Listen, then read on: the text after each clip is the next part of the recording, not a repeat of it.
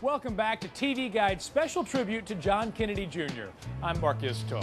Who can forget the young toddler who grew up playing around in the Oval Office? Eventually, the Crown Prince of Camelot found his Crown Princess right here in the Big Apple, and they settled into married life in a luxurious loft in this building in Tribeca.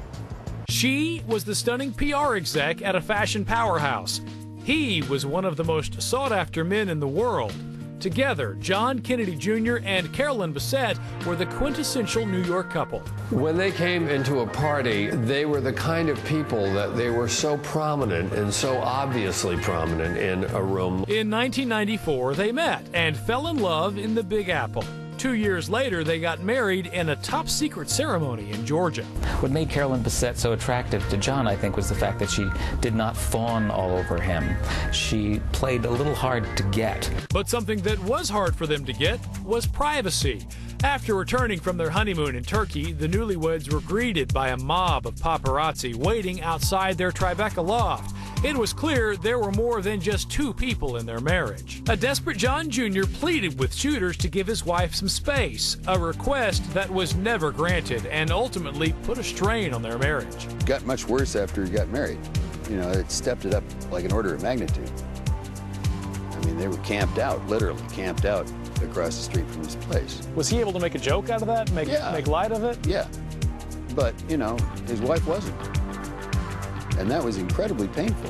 While John grew up under the media's microscope, the glare of the spotlight proved to be too much for a camera-shy Carolyn. Some days, some weeks, she just would never come out the house. And according to one source, this constant media attention was the reason they decided to put plans for a family on hold. They were going to call the child Flynn, which is a favorite name of theirs.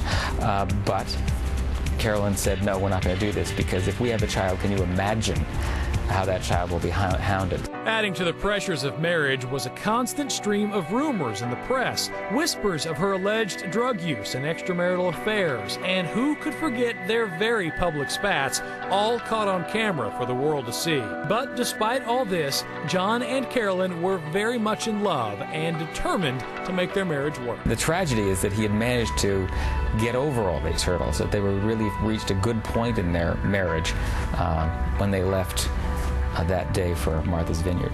She was probably the only person in his life who wasn't afraid to fly with him. Coming up, Hollywood remembers a true superstar. He did a lot of great things for New York.